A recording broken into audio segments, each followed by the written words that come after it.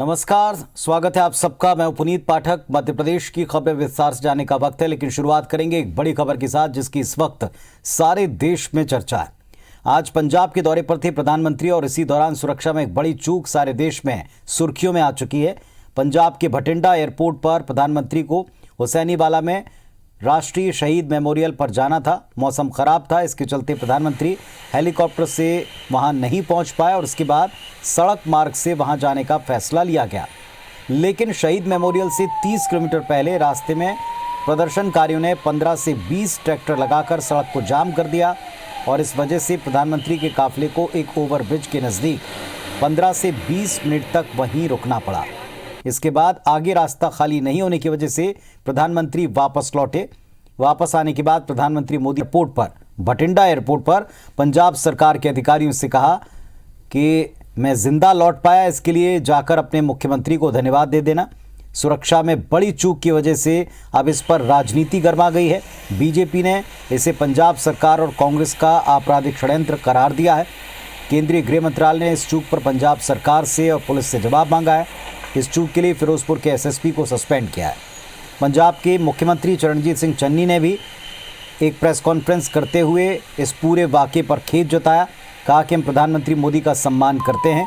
प्रधानमंत्री के साथ मुझे जाना था, लेकिन कोरोना नियमों की वजह से जा नहीं पाया। सुरक्षा का पूरा इंतजाम था, खतरे वाली कोई बात नहीं थी।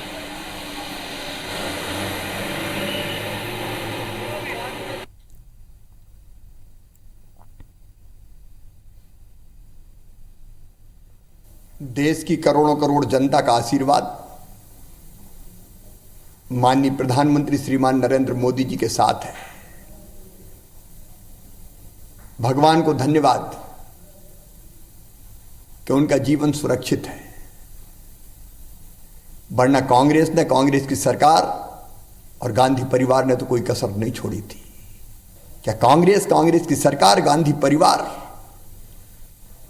नफरत से इतना भरा है कि प्रधानमंत्री जी की सुरक्षा से खेल जाए? यह आपराधिक षड्यंत्र है और देश की जनता इसके लिए कभी कांग्रेस को माफ नहीं करेगी। प्रधानमंत्री की सुरक्षा में सेंध लगती है तो नैतिक और संवैधानिक दोनों तरफ से पंजाब सरकार जिम्मेदार है। उसके दो ही रास्ते हो सकते हैं, इसमें कोई चर्चा नहीं हो सकती कि या तो खुद मुख्यमंत्री पंजाब जिम्मेदारी स्वीकार करके इस्तीफा दे या फिर इस षड्यंत्र में तो सरकार ही शामिल हो सकती है। नफरत मोदी से कांग्रेस को है, हिसाब हिंदुस्तान से और हिंदुस्तान के प्रधानमंत्री से ना कीजिए। कांग्रेस को और पंजाब सरकार को देश की जनता से माफी मांगनी चाहिए। देश के संवैधानिक प्रमुख के रूप में देश के प्रधानमंत्री जी की सुरक्षा के साथ किए गए खिलवाड़ के लिए उन्हें देश की जनता से माफी मांगनी चाहिए। प्रोग्राम हेलीपैड के साथ हेलीकॉप्टर पे जाने का था और किसी तरह का कोई खतरा यहाँ नहीं है और ना ही था, ना ही प्रधानमंत्री जी को ऐसा हुआ है। लेकिन फिर भी प्रधानमंत्री जी को या उन्होंने अपने तरीके से उनकी टीम ने फैसला वापस जाने के ले लिया, जबकि हेलीकॉप्टर से जा सकते थे, अदर रूट से भी जा सकते थे, लेकिन वो वापस गए हैं। हमें इस चीज़ का खेद है, हमें पीड़ा है। तो अब इस मुद्दे पर सारे देश में प्रतिक्रियाओं का दौर काफी तेज है। बहस का दौर चल पड़ा है और सुरक्षा में चूक और इसके समर्थन या विपक्ष में बोलने वाले तमाम तरह के बयान सामने आ रहे हैं। चलिए मध्य प्रदेश की खबरों पर आते हैं। मध्य प्रदेश में कोरोना की रफ्तार लगातार बढ़ रही है और इसी को देखते हुए मुख्यमंत्री शिवराज सिंह चौहान ने समीक्षा बैठक की है। मीटिंग में मुख्यमंत्री ने इंदौर, भोपाल, जबलपुर, ग्वालियर के कलेक्टर से बात की। सीएम ने चारों शहरों में प्रशासन को अलर्ट रहने का निर्देश दिया। नई गाइडलाइन जारी कर दी। शादी में अधिकतम 250 मेहमान शामिल हो सकते हैं। अंतिम संस्कार में 50 व्यक्ति शामिल हो सकते हैं। बड़े मेलों पर रोक लगा दिए। कोरोना पॉजिटिव होने पर 7 दिन तक क्वारंटाइन किया जाएगा। स्कूलों को लेकर कोई नया प्रतिबंध नहीं, 50% क्षमता के साथ वो चलते रहेंगे। ऑनलाइन ऑफलाइन दोनों तरीके से क्लास लगेंगी। प्रदेश में नाइट कर्फ्यू जारी रहेगा। इस बैठक में मुख्यमंत्री ने कई निर्देश दिए। कोरोना टेस्ट प्रतिदिन 60,000 से कम ना हो, कॉन्टैक्ट ट्रेसिंग होती रहे, 15 से 18 साल आयु समूह का टीकाकरण जारी रखा जाए। इन सब के निर्देश मुख्यमंत्री ने मीटिंग में दिए हैं।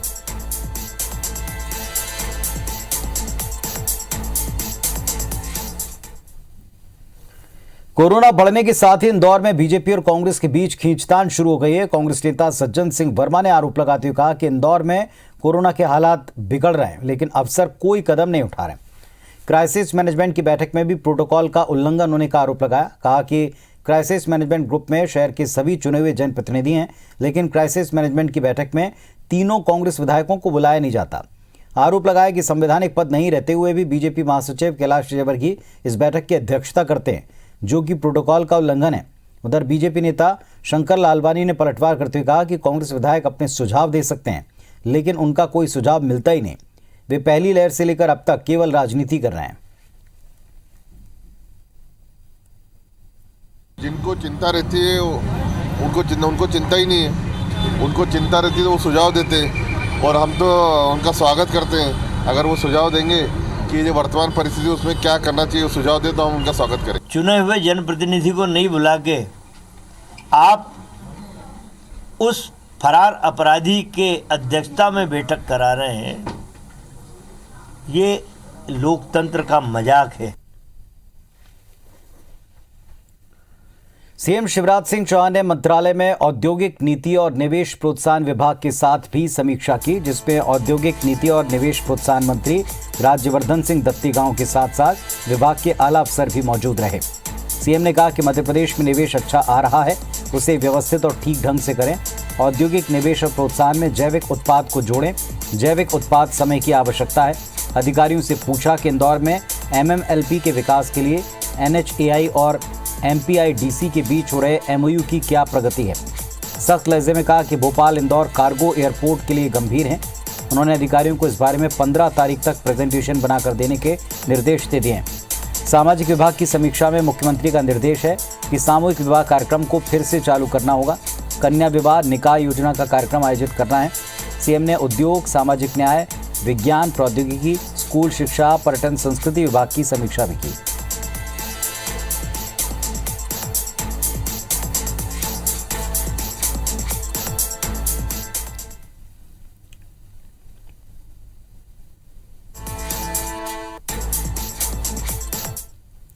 मध्य प्रदेश के ऊर्जा मंत्री प्रद्युमन सिंह तोमर अपने स्वच्छता अभियान को लेकर अक्सर सुर्खियों में रहते हैं। वहीं से लेकर अब सोशल मीडिया पर एक वॉर भी छिड़ गई। कांग्रेस विधायक प्रवीण पाठक ने तोमर के खिलाफ कैंपेन शुरू कर दिया, तो वहीं प्रद्युमन सिंह तोमर के समर्थक भी लगातार इन हमलों का जवाब दे रहे हैं। ग्वालियर क्षेत्र में वो लगातार नाले, सीवर और सड़क की सफाई करते दिख जाते हैं। दोषी अफसरों पर कार्रवाई भी करते हैं। कांग्रेस ने उनकी वीडियो और फोटो को लेकर एक कैंपेन शुरू किया, जिसको लेकर बीजेपी का कहना है कि स्वच्छता किसी एक व्यक्ति का विषय नहीं है, ये जन अभियान है, इसीलिए इस पर राजनीति नहीं होनी चाहिए।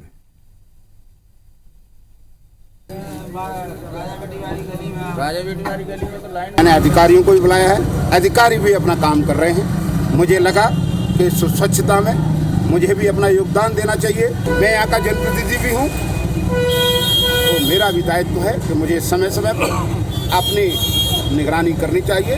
तो आज मैं 32 में भ्रमण में आया हूँ और जहाँ मुझे जो कमियाँ मिल रही हैं उनको ठीक करने का निर्देश दे रहा हूँ। आज ग्वालियर में स्मार्ट सिटी है, आज ग्वालियर में 700 करोड़ के तकरीबन अमृत योजना आई, फिर क्या कारण है भाजपा को स्वयं मंत्री को नाले में उतरना पड़ रहा है? इसका मतलब कि अमृतपुरी कोलैप्स हो गई, नगर निगम पूरी कोलैप्स हो गई।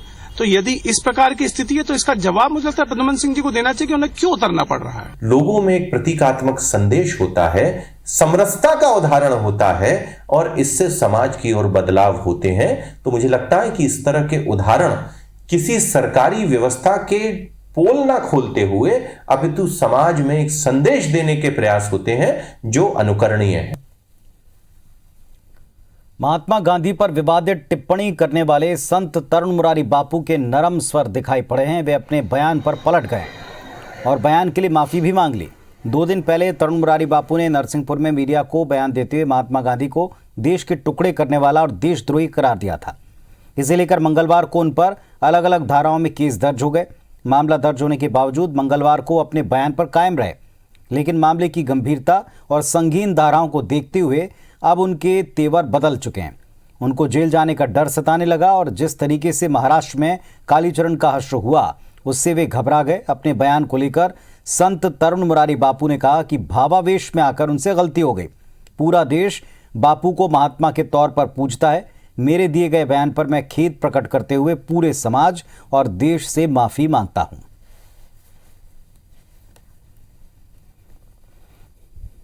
मैंने कुछ बोला है कथा के दौरान या किसी पत्रकार के उपस्थिति में बापू के बारे में, इसके लिए जिनको भी आत्मा में ठेस पहुंची हो उनसे भी मैं क्षमा चाहता हूं। किसी राजनीतिक दल को भी अगर बुरा लगा हो उनसे भी क्षमा चाहता हूं। क्षमा इसलिए कि एक साधु हूं और साधु को कभी किसी का दिल नहीं दुखाना चाहिए। चलिए देखते हैं बिग न्यूज। दिल्ली में कोरोना की रफ्तार दिनों दिन बढ़ती जा रही है। कोरोना के नए आंकड़े डराने वाले हैं। अभी बीते 24 घंटे में कोरोना के 10,665 नए केस सामने आए। कोरोना से आज 8 लोगों की जान गई। 2,239 लोग डिस्चार्ज होकर घर गए। दिल्ली में कोरोना के सक्रिय केस 23,307 हैं। केंद्रीय स्वास्थ्य मंत्रालय ने एक 72 साल के मरीज की ओमिक्रॉन से जयपुर में मौत की पुष्टि की है। स्वास्थ्य मंत्रालय के मुताबिक इस मरीज की मौत ओमिक्रॉन से हुई। हालांकि मरीज संक्रमित होने के 5 दिनों के बाद नेगेटिव हो चुके थे।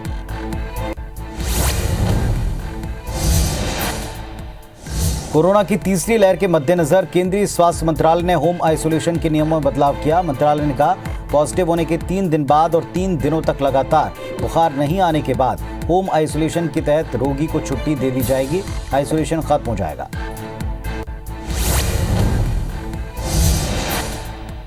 देश भर में 3 जनवरी से 15 से 18 साल तक के बच्चों का वैक्सीनेशन शुरू हो चुका है। 3 दिन में अब तक 1 करोड़ से ज्यादा युवाओं को कोविड-19 वैक्सीन की पहली डोज लग चुकी है। केंद्रीय स्वास्थ्य मंत्री मनसुख मांडविया ने ट्वीट कर बच्चों के वैक्सीनेशन की जानकारी दी।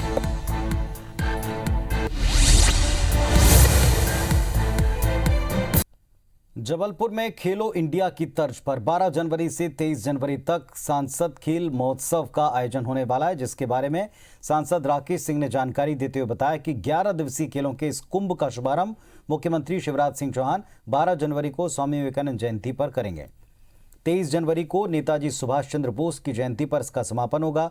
इस खेल महोत्सव में केंद्रीय खेल मंत्री अनुराग सिंह ठाकुर, कैलाश विजयवर्गीय, ज्योतिरादित्य सिंधिया, नरेंद्र सिंह तोमर शामिल होंगे। तो वहीं खेल जगत से मैरीकॉम, बबीता फोगाट, योगेश दत्त जैसे कई नामचीन खिलाड़ी इस खेल महोत्सव में शिरकत के लिए खिलाड़ियों की हौसला अफजाई करते नजर आएंगे। इस आयोजित होने वाले खेलों में क्रिकेट, कबड्डी, खो खो के साथ साथ कंचा, गिल्ली डंडा जैसे पारंपरिक खेल भी जोड़े गए। साथ ही पतंग महोत्सव और मैराथन दौड़ का आयोजन भी होगा।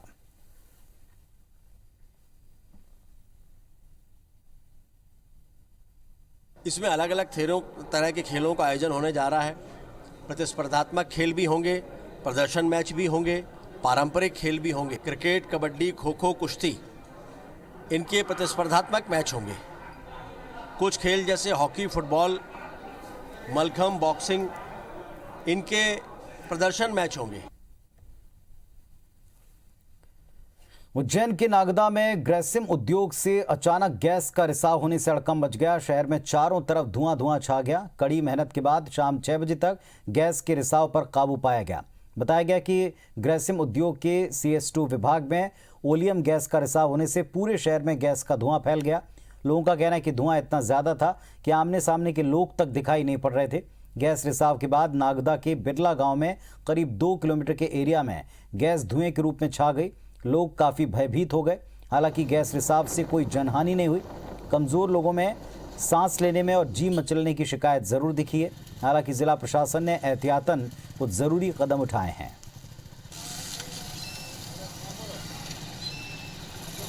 पहली हमारी प्राथमिकता ये है कि तत्काल गैस का रिसाव रोका जाए और हम लोग पूरे उसमें एरिया में प्रचार भी करवा रहे हैं कि जितने भी लोग वहाँ पर हैं थोड़ा दूर हो जाएं और मास्क जो है वो गीला करके पहने।